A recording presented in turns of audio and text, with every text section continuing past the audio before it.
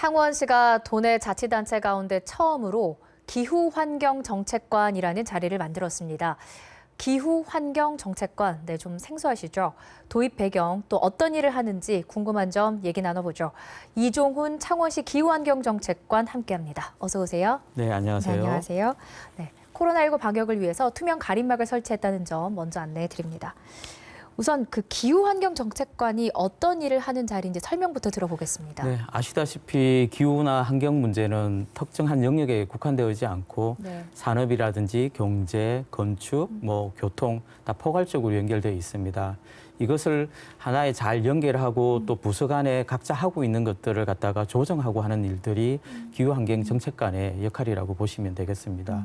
또 한편으로는 민간단체에서 이루어지는 다양한 목소리들을 또 반영해서 시정에 반영하는 것이 또 기후환경정책관의 역할이라고 보시면 되겠습니다. 어떻게 보면 기후환경정책 관련해서 좀 컨트롤 타워다 이렇게 보면 될까요? 여러 가지 그렇다고 일들을. 보시면 되겠습니다. 네네. 앞서서도 소개해드렸는데 도내 자치단체 가운데서 기후환경정책관 자리를 만든 건 창원시가 처음이다 이렇게 소개를 해드렸습니다. 네. 그 배경을 어떻게 볼 수 있을까요? 세계의 많은 도시나 나라들에서 이미 2050년까지 탄소를 제로해야 한다는 넷제로 선언을 하고 있습니다. 기후환경 문제는 어제 오늘 문제가 아니라 이제 곧 다가올 위기에 관한 문제이다 보니까 창원시가 이게 선제적으로 좀 대응을 할 필요성을 또 느끼게 되었습니다. 넷제로를 달성하기 위해서는 사실은 굉장히 어려움이 많은데요. 또 기업도 희생해야 되고 노동자들의 또 어려움을 겪게 될 수도 있습니다. 이러한 에너지 전환 과정에서 갈등과 피해를 보는 또 계층들이 생길 수도 있는데 이런 것들을 중간에서 또 잘 조정하고 또 특정 부처의 역할들이 잘 반영될 수 있게끔 하기 위해서 또 기후환경정책관이 도입됐다고 보시면 되겠습니다. 다른 지자체에는 기후환경정책관이 그러면 있습니까? 제가 찾아봤는데요. 다른 지자체에는 없는 것 같고요. 청와대에 기후환경 관련되는 비서관이 있고 서울시가 부시장 제도를 만들려고 하다가 잘 안 된 걸로 알고 있습니다. 그러면 어떻게 보면 거의 앞서가는 정책이다라고 볼 수가 있네요. 창원시가 가장 선도적으로 하고 있다라고 보시면 되겠습니다. 앞서 설명 들어봤지만 기후와 환경이 참 도시에 미치는 영향이 큽니다. 예를 들면 어떤 것들을 설명해 주실 수 있을까요? 이번에 장마 피해 많이들 보셨죠? 장마 같은 피해들 같은 거에도 기후환경 영향이라고 보시면 되겠고요. 국지성 폭우라든지 지구온난화로 일어나고 있는 많은 피해들이 또 있을 수 있습니다. 저는 개인적으로는 도시 폭염을 가장 또 눈여겨보는데요. 왜 그러냐면 폭염은 사회 불평등을 상징한다고 볼 수 있겠습니다. 폭염은 대처 능력이 없는 사람들에게 더 많은 고통을 줍니다. 예를 들면 추위 같은 경우에는 옷을 하나 더 입는다거나 이불을 하나 더 덮는다거나 어떻게 좀 버텨낼 수 있는데 폭염은 이렇게 더 벗을 것도 없어요. 이게 대처 능력이 없는 한테는 아주 치명적인 피해로 가는 문제이기 때문입니다. 그래서 일단은 폭염 문제에 관한 문제를 심각하게 도시가 해결해야 된다고 생각이 들고요. 장마 같은 경우도 올해 좀 심각했는데 창원 같은 경우에는 서항 배수 펌프장이나 또 양덕 하류 비물 펌프장을 만들어서 해양 도시로서의 저지대 문제를 갖다가 어느 정도 해결을 했지만 앞으로도 꾸준히 도심 속에 또 침수 문제도 있을 수 있어서 눈여겨봐야 된다고 생각이 듭니다.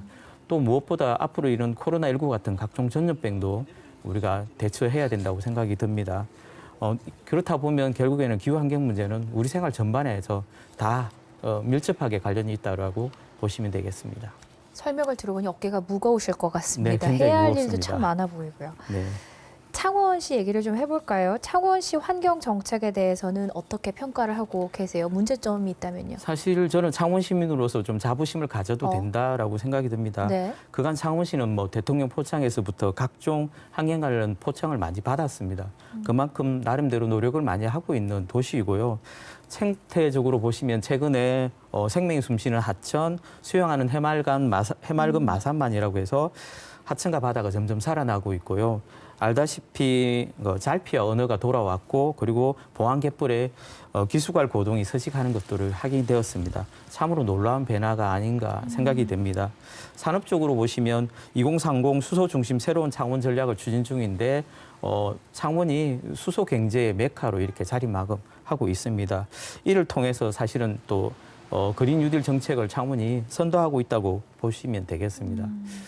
저는 이러한 성과가 시민사회의 어떤 노력과 그리고 협치 또 관련 부서 간의 협업으로 이루어졌다라고 생각이 듭니다.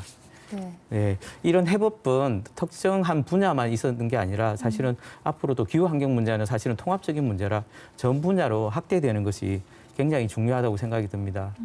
아울러 저는 창원이 좀 앞으로 좀 개선돼야 된다, 좀 나아가야 된다는 부분이 있다면 시민들의 협력을 이끌어낼 수 있는 인식 정진 교육이 좀 필요하다고 생각이 듭니다. 즉 다양한 교육이 필요합니다.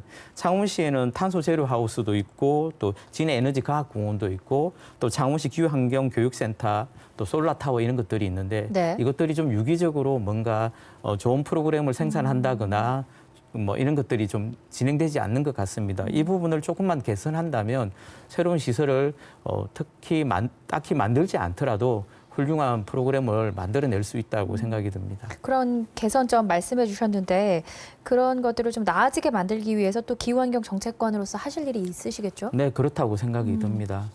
그 외에 또 고민을 많이 하고 있는 것이 다양한 기관과의 또 협업이 아까 중요하다고 말씀드렸는데요. 이를 위해서 저희들이 또 정기적인 협의 체계를 구축하려고 합니다.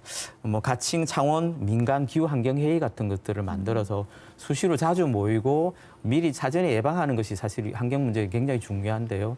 시민의 목소리를 그때그때 자주 들으려고 노력하려고 하고 있습니다. 예. 앞으로 이제 기후환경 정책관으로서 또 새롭게 만들 정책이라던가 또 추진하고 싶으신 바가 있다면요. 사실은 뭐 모든 분야가 다 중요하겠지만 2050년까지 탄소 제로 하는 것이 사실은 저의 가장 큰 목표라고 생각이 들거든요. 그러기 위해서는 상당히 어려운 길을 가야 됩니다. 특히 첫째로는 에너지 효율화를 사용량을 줄이는 거고요. 둘째는 탄소 배출이 없는 재생에너지 사용으로 빨리 우리 사회를 이끌어가는 것입니다. 그리고 나무와 섭지 같은 탄소 흡수원을 많이 유지시키는 것들이 중요하고요. 또 탄소 포집 기술을 개발하는 것도 중요하다고 생각합니다. 저는 창원의 성격에 맞는 네. 나름대로 정책을 만들어야 된다고 생각이 드는데요. 창원은 산업도시이자 대표적 해양 도시입니다. 그 성격에 맞춘다 보면 창원이 이제 산업도시다 보니까 온실가스 48%를 산업체에서 만들고 있습니다. 이것을 개선하는 문제가 굉장히 중요하다고 생각이 들고요. 그리고 창원은 교통적으로 굉장히 좋은 곳입니다.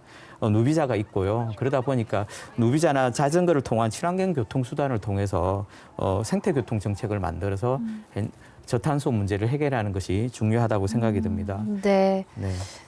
앞으로의 역할이 참 중요해 보이는데요. 기대해 보도록 하겠습니다. 오늘 말씀 고맙습니다. 네, 감사합니다.